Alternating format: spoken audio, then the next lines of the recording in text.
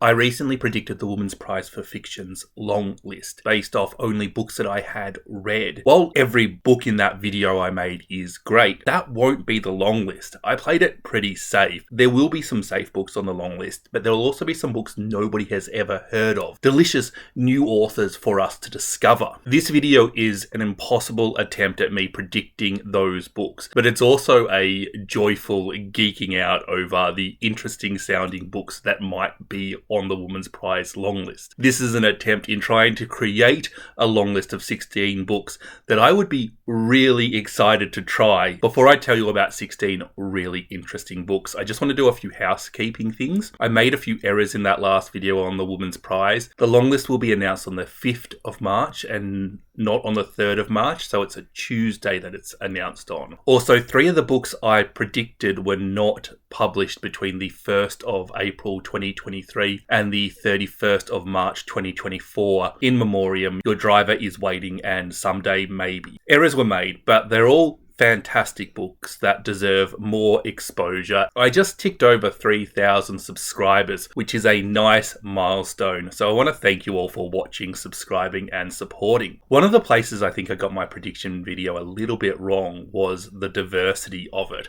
I had some South Asian, some Palestinian, and some West African books. Lots of Irish books, but nothing from the Caribbean. And just look at the last 3 long lists.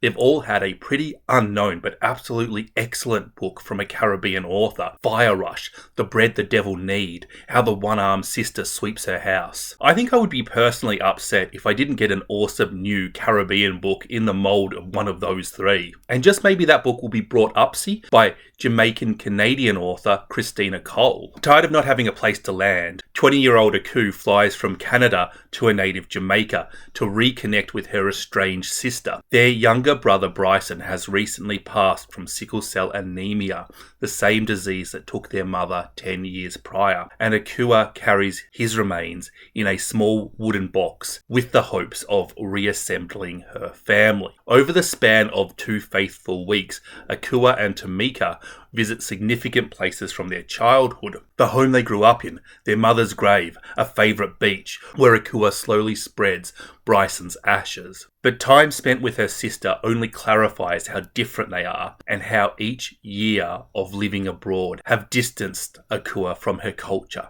Am I Jamaican, she asks herself again and again, but beneath these haunting doubts lies her anger and resentment at being abandoned by her own blood.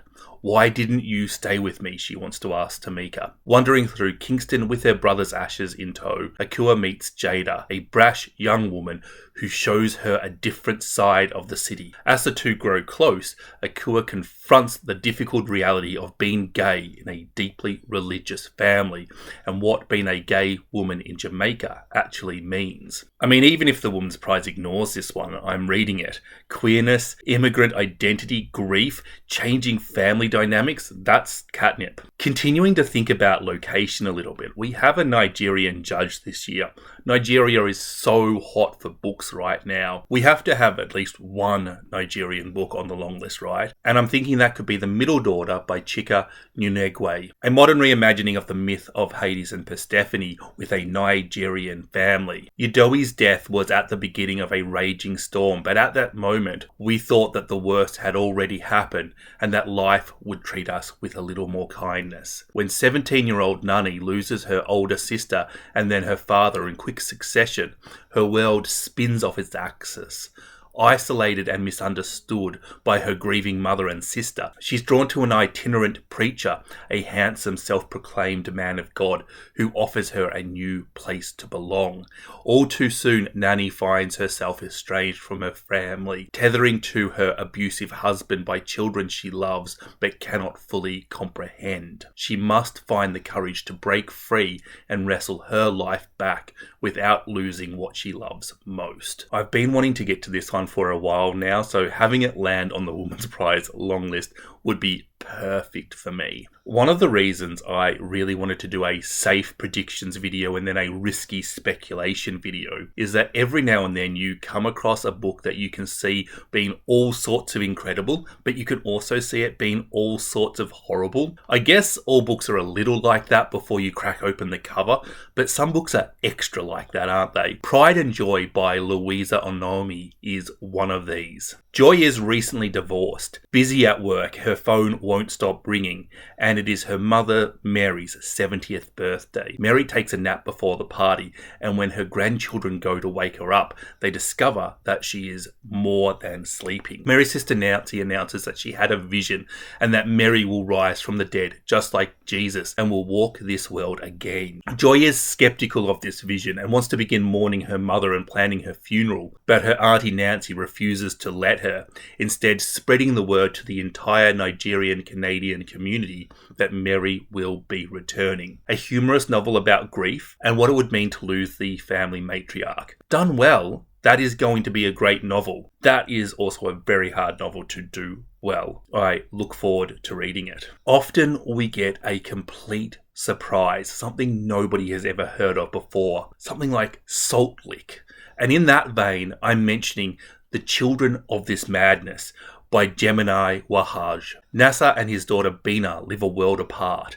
As the US war in Iraq plays out a world away, Bina struggles to belong to Houston's Bengali American community, many of whom serve the same corporate masters she sees destroying Iraq. Recently widowed engineering professor Nasir journeys to America not only to see Bina and her new husband, but the many former students who make up the immigrant community Bina has come to view with ambivalence. With subtlety, grace and love, Waha dramatizes this mingling of generations and cultures and searches for the ever-elusive home that defines the Bengali American experience. In the wake of September the 11th and the War on Terror, there was a lot of anti-Muslim sentiment, a lot of anti-Muslim racism, and that sort of wrapped up with anti-Arab racism as well. And Bangladeshi people are Muslims, but they look so different to Arab people, obviously. And I do wonder how that racism will be different towards them and how much will spill over onto their community and just how that works. This novel really does sound like a Woman's Prize style novel, but I'm going to be honest, I don't actually know if it's eligible. To be eligible, you need a UK publisher, and 7.13 Books is a US indie publisher. Now, the book has a separate UK publishing date. I just can't tell if it's imported or if it has a separate publisher or who's publishing it in the UK. I don't think it really matters if I'm wrong. The purpose of this video is to geek out over some cool sounding books and create an exciting faux long list, not to be accurate. So, if you're going to the bookies after this to place a bet on the long list, stop watching now. I am definitely leading you astray. Everybody else, make sure you hit that like and subscribe button, please. Rose Tremaine won the Woman's Prize in 2008 when it was still called the Orange Prize. She has a new novel that is eligible called Absolutely and Forever. A 15-year-old girl, Mary Ann, falls in love with Simon, who is 18, but her parents don't approve, and the pair must bury their dreams of happiness together. This is a coming-of-age novel in which we must decide if Mary Ann is ignorant and unworthy, as she continues to call herself in the narration, or if her use of irony and intelligence suggests she is much more intelligent than she believes she is. Blessed with her Scottish best friend, Marianne summons the courage to find Simon again, but little does she know he's been hiding a secret from her all along. Young women underestimating how intelligent they are. That just sounds interesting, it sounds feminist, and it sounds a little bit brainy. I quite like that. I didn't include a single Australian book in my prediction, and a lot of Aussie fans mentioned Charlotte Wood's novel Stoneyard Devotion, which is a very good call. But there's another Aussie book that is eligible, and I don't think it would surprise anybody if it was longlisted, and that's Praiseworthy by Alexis Wright, an epic set in the north of Australia in a small town dominated by a haze cloud, which heralds both an ecological catastrophe and a gathering of the ancestors. A crazed visionary seeks out donkeys as the solution to the global climate crisis and the economic dependence of the Aboriginal people. His wife seeks solace from his madness in following the dance of butterflies and scouring the internet, and how she can seek repatriation for her Aboriginal Chinese family to China. One of their sons, called Aboriginal Sovereignty, is determined to commit suicide. The other, Tommy Hawk, wishes his brother dead so he can pursue his dreams of becoming white and powerful. This is a novel which pushes allegory and language to its limits, a cry of outrage against oppression and disadvantage, and a fable for the end of days. Also, to my Aussie fans, Amanda Lowry and Kate Grenville have some books that might be longlisted too. Crossing the ditch from Australia to New Zealand, Catherine Chiggy was longlisted 2 years ago, and her new novel Pet is gaining some attention. Like every other girl in her class, 12-year-old Justine is drawn to her glamorous, charismatic new teacher and longs to be her pet. However, when a thief begins to target the school, Justine's sense that something isn't quite right is growing ever stronger. With each twist of the plot, this gripping story of deception and the corrosive power of guilt takes a yet darker turn. Young as she is, Justine must decide where her loyalties lie. That's giving me real The Prime of Miss Jean Brodie vibes. Any author interested in winning a book prize can do a lot worse than being compared to Muriel Sparks. Oh Sister by Jodie Chapman. Meet Isabel, Jen and Zelda, 3 women whose bodies and minds are not their own. They belong to the church. Life and death decisions are taken by others on their behalf. Who they might marry, whether they should start a family. Isabel and Jen know nothing of this world, that when Isabel's husband leaves her and Jen challenges those in charge, the church turns its back on them. Zelda, never one to do what is expected, dares to find hope on the outside. Meet Isabel, Jen and Zelda, 3 women desperate to find a life to call their own. This is a novel about what it is like to live inside a prison of the mind and how to break out of it if you can. And who doesn't want to read that? The Women's Prize does love a book that blends genres. And what about literary fiction, historical fiction, and horror? The Reformatory by Tananavre Jew. 12-year-old Robbie Stevens Jr. is sentenced to 6 months at the Gracetown School for Boys for kicking the son of the largest landowner in town in defense of his older sister Gloria. So begins Robbie's journey into the terrors of the Jim Crow South and the very real horrors of the school they call the Reformatory. Robbie has a talent for seeing ghosts, but what was once a comfort to him after the loss of his mother has become a window into the truth of what is happening at the Reformatory. Boys forced to work to remediate their so-called crimes have gone missing, but the ghosts Robbie sees hint at worse things. Through his friends Redbone and Blue, Robbie is learning not just the rules but how to survive. Meanwhile, Gloria is rallying every family member and connection in Florida to find a way to get Robbie out before it's too late. So a little bit of supernatural mixed in with the terrible way black people have been treated over the years. This has a 4.52 on Goodreads, which is a very impressive rating too. It is basically a criminal offence now not to include an Irish author in any book prize longlist. So I've got 2 for you. There's been a bit of hype on booktube for Sheila Armstrong and her novel Falling Animals. On an isolated beach, set against a lonely, windswept coastline, a pale figure sits serenely against a sand dune, staring out at the sea. His hands are folded neatly in his lap, his ankles are crossed, and there is a faint smile on his otherwise lifeless face. Months later, after the fruitless investigation, the nameless stranger is buried in an unmarked grave.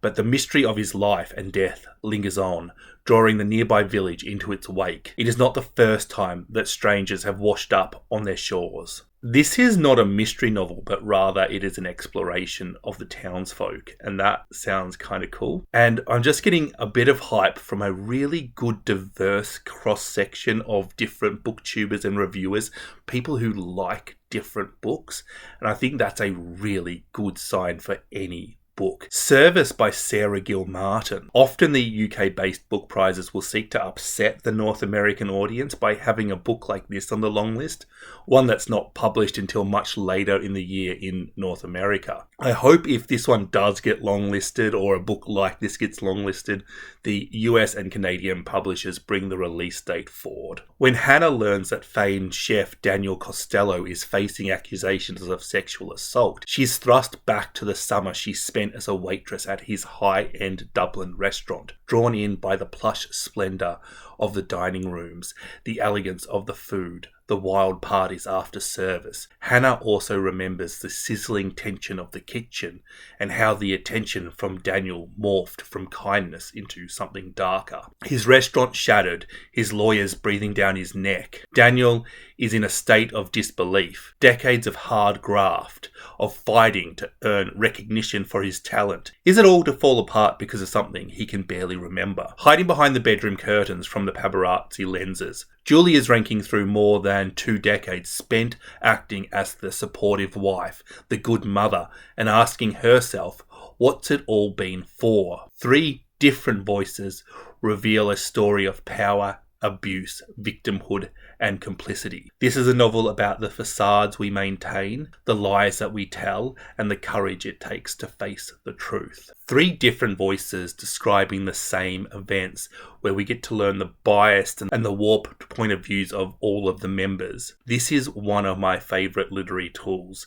seeing how a change of perspective can change our interpretations of an event, and often as a reader, our emotions around that event. Also, this is a big feminist issue at the moment, and something that I think definitely could be represented on the long list. Moving from Ireland to Scotland, or maybe it should be Italy for this one, 3 Fires. Girolamo Savonarola was a Dominican friar living in Florence at the end of the 15th century, an anti-corruption campaigner. His hellfire preaching increasingly spilled over into tirades against all luxuries that tempted his followers towards sin. Those sermons led to his infamous bonfires on the Vantages, a series of fires lit throughout Florence for the incineration of everything from books, extravagant clothing, playing cards, musical instruments, makeups, and mirrors, to painting tapestries and even sculptures. Rallying against the vice of the ruling Medici family, he was instrumental in their removal from power, and for a short time became the puritanical leader of the city. After turning his attention to the corruption within the Catholic Church, he was first excommunicated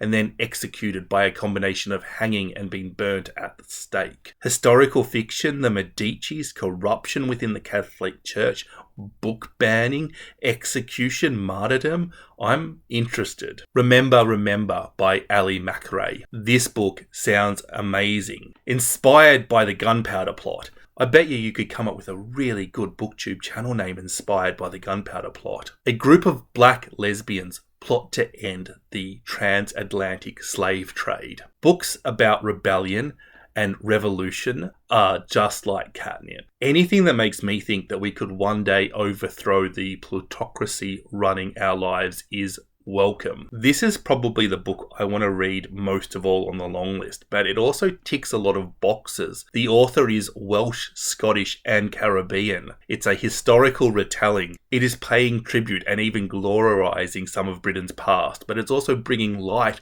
onto a darker part of Britain's past and being critical of it. There is so much to like about this book. River East, River West. Shanghai 2007. 14-year-old Elva has always longed for more. Raised by her American expat mother, she has never known her Chinese father, and she is certain a better life awaits them in America. But when her mother announces her engagement to their wealthy Chinese landlord Lu Fang, Elva's hopes are dashed. She plots for the next best thing, the American school in Shanghai. Upon being admitted, Elva is surprised to discover an institution run by an exclusive community of expats, and in the ever wilder thrills, a city where foreigners can act as they please. 1985, in the seaside city of Qingdang, Lu Fang is a young married man and a lowly clerk in a shipping yard. Although he once dreamed of a bright future, he is now one of many casualties of his country's harsh political reform. So when China opens its doors to the first wave of foreigners in decades, Lu Fang's world is split wide open after he meets an American woman who makes him confront difficult questions about his current status in life and how much will ever be enough. Forbidden love story, historical fiction, talking about different cultures. This is exactly the sort of thing that the Woman's Prize loves. It's one that's got a little bit of love in the comments section of a couple of my latest videos, and it's one that I've had on hold from my library and just got recently, so I'm really looking forward to reading it. The Great Divide by Cristina Henriquez, a novel about the building of the Panama Canal, the workers from Barbados that arrived in Panama looking for work and the impact it had on the community. It is also about a scientist looking to cure malaria whose wife suddenly falls ill. I assume of malaria, but it's not clear. There is something about this book that keeps drawing me back to it. It's not released until next month, and it's just slow burn becoming one of the books I most want to get to. The Blueprint by Ray Guiana Rashad. Solon Bonnet lives in Texas, where choices no longer exist. An algorithm determines a black woman's occupation, spouse, and residence. She finds solace in penning the biography of Henrietta, an ancestor who'd been an enslaved concubine to a wealthy planter in 1800s Louisiana. But history repeats itself when Solon, lonely and naive, finds herself engaged with Bastien Martin, a high-ranking government official. This sounds like a wonderful dystopian, and while it is clearly about slavery, if I'm reading between the lines correctly, I reckon the ideas around abortion and the woman's right to choose whether they have children will come up in this too. And that is such a relevant issue in the US at the moment. And also, let's not pretend that the US doesn't lead the world on that. Regardless of whether I'm right or wrong on that, that just sounds like an interesting idea for a novel about freedom and choice. It's clearly quite feminist. It's clearly quite anti-racist. As I said before, I've not read a single one of these books, so if any of them make the long list, I'll actually be impressed. But the thing I love about reading prizes the most is discovering new books I'm excited to try. And here are 16 books that I'm excited to try,